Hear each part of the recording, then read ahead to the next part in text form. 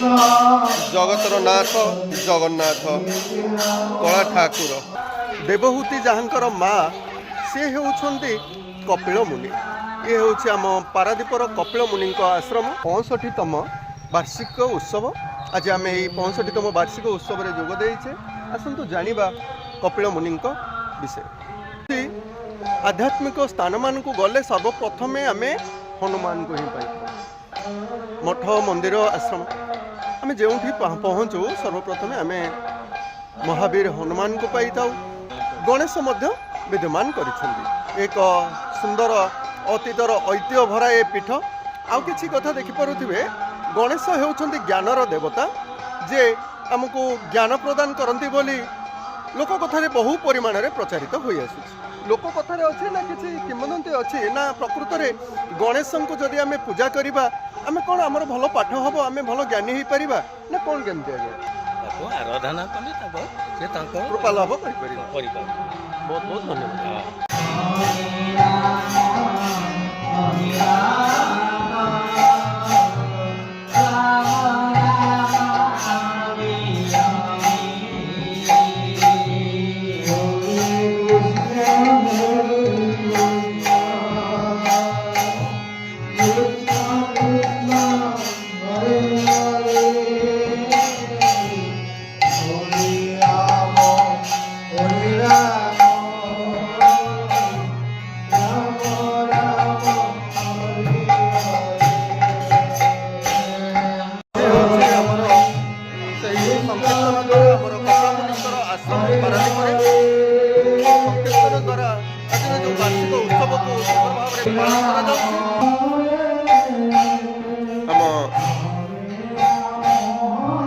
महामुनि महापुरुष कपिल मुनि पारादीप कपिल मुनि आश्रम में आसी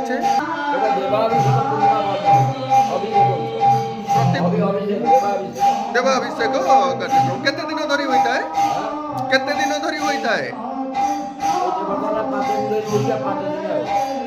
पारादीप आसिले मधुबन जगन्नाथ मंदिर अच्छी एवं से मंदिर पाखरे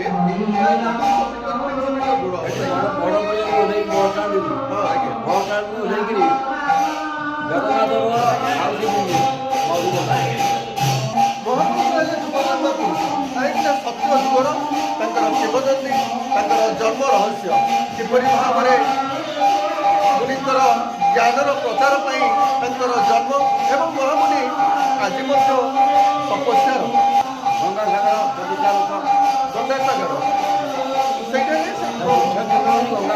गंगासागर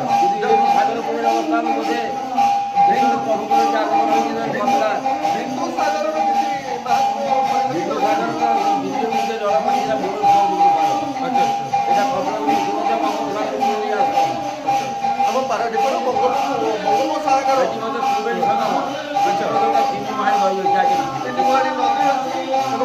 ମହାନଦୀ ଏବଂ ସାଗରର ମିଳନ ସ୍ଥଳୀ କେତେ ସୁନ୍ଦର ପୀଠ ଆମର ଆଜ୍ଞା। ସେ ପୀଠକୁ ଆସିଲେ ଆପଣମାନେ ନିଶ୍ଚିନ୍ତ ଆସି ବୁଲିଯିବେ ଆମ କପିଳ ମୁନିଙ୍କ ଆଶ୍ରମ ଆଜ୍ଞା। ଆଉ ଦାନ ଦକ୍ଷିଣା କଥା ଯେଉଁ ଆମେ ରଖିଲେ ଆପଣମାନେ ଆମର ଆସ୍ଥା ଆଉ ଭରସା ହେଉଛି ସେ ମହାପୁରୁଷ ମଠ ଦାନ କରନ୍ତୁ ମନରେ କିନ୍ତୁ ମାନସିକରେ ପରିବର୍ତ୍ତନ ଆଣନ୍ତୁ ଆଜ୍ଞା ଆଜ୍ଞା। ହଉ ଆଜ୍ଞା ଆସନ୍ତୁ ଆଜି ମହାପୁରୁଷଙ୍କର ଏ ସୁନ୍ଦର ବାର୍ତ୍ତା ଆଜି ଆମେ ସୁନ୍ଦର ବାର୍ତ୍ତା ଜାଣିଲେ। ଏ ଆଶ୍ରମରେ ଆପଣମାନେ ସ୍ୱୟଂ ପ୍ରଭୁ ଜଗତର ନାଥ ଜଗନ୍ନାଥଙ୍କୁ ଦର୍ଶନ କରିବେ। କଳିଯୁଗରେ ଦାରୁ ଭାବରେ ରହିଛନ୍ତି ଆଜ୍ଞା। ସେ ସବୁ ଦେଖୁଛନ୍ତି ସବୁ ଜାଣୁଛନ୍ତି କିନ୍ତୁ ଦାରୁ ଉପରେ ବସି ରହିଛନ୍ତି। ତାଙ୍କ ବିଷୟରେ ତାଙ୍କର କିମ୍ବଦନ୍ତୀରେ ତ ଅନେକ କିଛି ବାର୍ତ୍ତା ଆମେମାନେ ଜାଣି ଆସିଛେ। ପ୍ରଭୁ ଜଗତର ନାଥ ସେ ତାଙ୍କ ବିଷୟରେ କିଏ ବା ନ ଜାଣେ କ'ଣ ବା ଆମେ କହିବା। ମହାନ ଜ୍ଞାନୀ ଗୁଣି ବନ୍ଧୁମାନେ ଅଛନ୍ତି ଭକ୍ତମାନେ ଅଛନ୍ତି ସମସ୍ତେ ହିଁ କହିବେ କିନ୍ତୁ ଆଜି ଆମେ ଏଇ କପିଳ ମୁନିଙ୍କ ଆଶ୍ରମ ଆସି ଧନ୍ୟ ହେଲୁ କାହିଁକି ନା ପ୍ରଭୁଙ୍କର ଦର୍ଶନ ଯେ କଲୁ। ସ୍ୱୟଂ ପ୍ରଭୁ ଜଗତର ନାଥ ଯାହାଙ୍କ ପାଖେ ନାହିଁ ଏ ଜାତି ଭେଦ ସୁନ୍ଦର ଏ ବାର୍ତ୍ତା ଦେଉଛନ୍ତି। ଆମ ପୁରୀ ଆମ ଓଡ଼ିଶାର ବଡ଼ ଠାକୁର ଆଜ୍ଞା। ଜଙ୍କଡ଼ବାସିନୀ ମା ଶାରଳା ଏଠି ପାରାଦୀପରେ କିପରି ପୂଜା ପାଉଛନ୍ତି ଆମ କପିଳ ମୁନି ଆଶ୍ରମରେ ଟିକେ କହିବେ ଆମର କ'ଣ ସ୍ଥାପନା କରିଛ କେଉଁ ହରିହର ପୀଠ ଆଜ୍ଞା କପିଳମୁନି ହରିହରଙ୍କର ହରିହର ପୀଠ ପୀଠରେ ସବୁ ଦେବତାମାନଙ୍କ ରହିଯାଉଛି କିନ୍ତୁ ଆମେ ଗୁରୁଦେବ ମାଙ୍କ ପାଖରେ ବହୁତ ସାଧନା କରୁଛୁ ଆମେ ଏବେ ମାଙ୍କ ପାଖରେ ସାଧନା କରୁଛୁ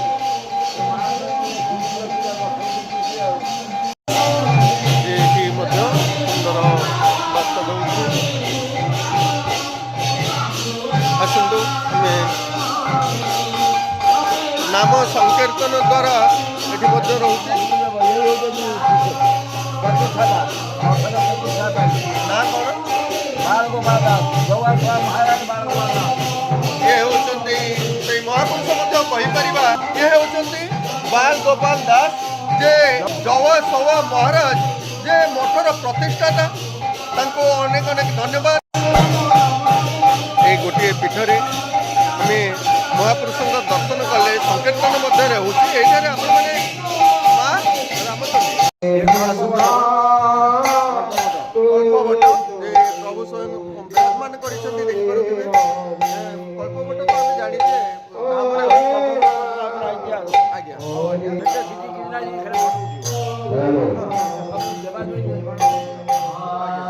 ସ୍ୱୟଂ ପ୍ରଭୁ ଗଣେଶ ଅଛନ୍ତି ଯେ ଜ୍ଞାନର ଦେବତା ନାଇଁ କି ଜ୍ଞାନଦାତା ଅଷ୍ଟଶମ୍ଭୁ ନାମର ଯଥାର୍ଥ କ'ଣ ବାବା ଟିକେ କହିବେ ଅଷ୍ଟଶମ୍ଭୁ କାହିଁକି ନାମ ଅଛି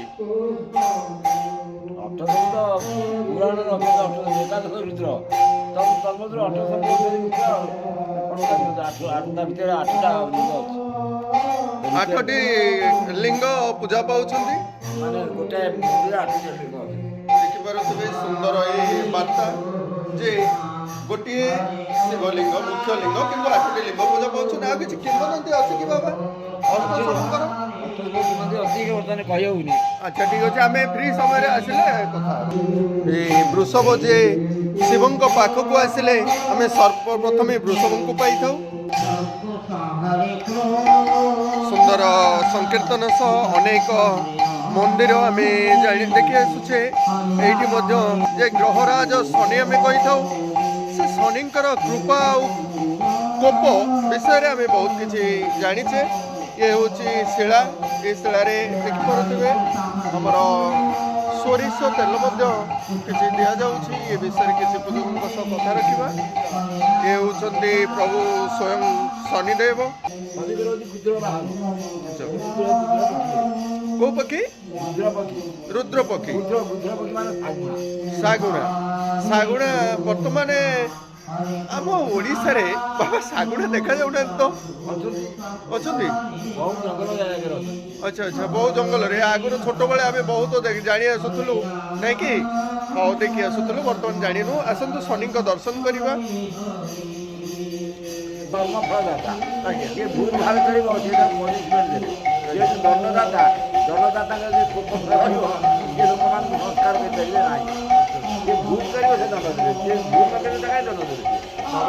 କୃପା ହିଁ ସଦାସର୍ବଦା ଭକ୍ତଙ୍କ ଉପରେ ଥାଏ କାହିଁକି ନା ଆପଣମାନେ ଯଦି ଭଲ କର୍ମ କରିବେ ସତ୍ୟ କହିବେ ସୁକର୍ମ କରିବେ ସୁଦାଚାରୀ ହେବେ ସୁଗୁଣବଳୀ ହେବେ ସୁଚ ଶିକ୍ଷିତ ହେବେ ତାହେଲେ ନିଶ୍ଚିତ ଶନିଙ୍କର କୃପା ଲାଭ କରିବେ ବିନା କାରଣରେ ଶନି କେବେ ଦଣ୍ଡ ଦିଅନ୍ତି ନାହିଁ ତେଣୁ ସେଇଭଳି ଯଦି କୁକର୍ମ କରନ୍ତି ସେମାନଙ୍କୁ ଦଣ୍ଡ ଦିଆଯାଏ ଆମେ ଆଜି ଆସିଛେ ଆମର କପିଳ ମୁନିଙ୍କ ଆଶ୍ରମ ପାରାଦୀପଠାରେ ଯେ ଏହି ଆଶ୍ରମରେ ଆମର ମଠାଧୀଶ ବା ଆମ ଆଶ୍ରମର ମୁଖ୍ୟ କ'ଣ କୁହାଯାଏ ଆଜି ଜାଣିବା କପିଳ ମୁନିଙ୍କ ଜନ୍ମ ରହସ୍ୟ କପିଳ ମୁନି କିପରି ଜନ୍ମ ନେଇଥିଲେ ଏବଂ ତାଙ୍କ ବିଷୟରେ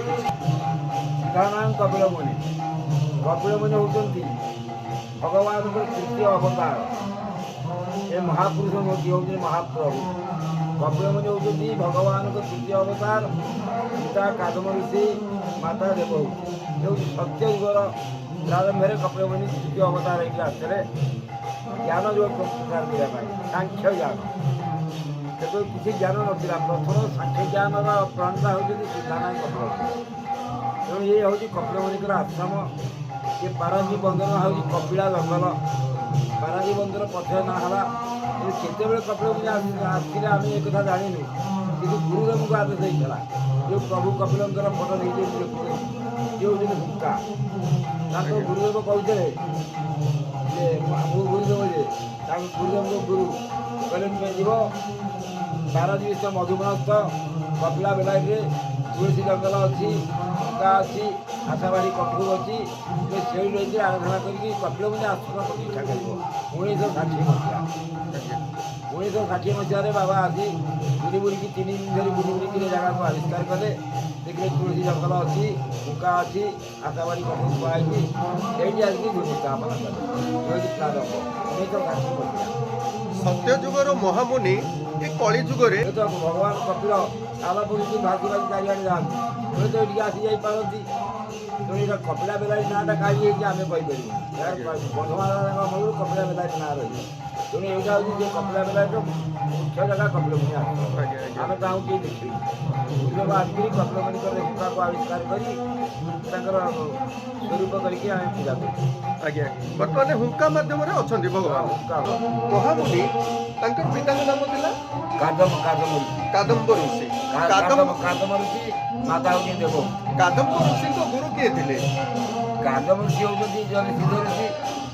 ତାଙ୍କ ଗୁରୁଙ୍କ କଥା ଆମେ ଯଦି କହିପାରି କାଦମ୍ବ ଋଷି ନିଜେ ହେଉଛନ୍ତି ମହାପୁରୁଷ। କାଦମ୍ବ ଋଷି କାହାଠୁ ବର କିଛି ପାଇବା ପାଇଁ ସେମିତି କିଛି କିମ୍ବଦନ୍ତୀ ଅଛି କି? କାଦମ୍ବ ଋଷି ଭଗବାନଙ୍କୁ ତପସ୍ୟା କରୁଥିଲେ। ଭଗବାନ କହିଲେ ଦେଖ ତୁମେ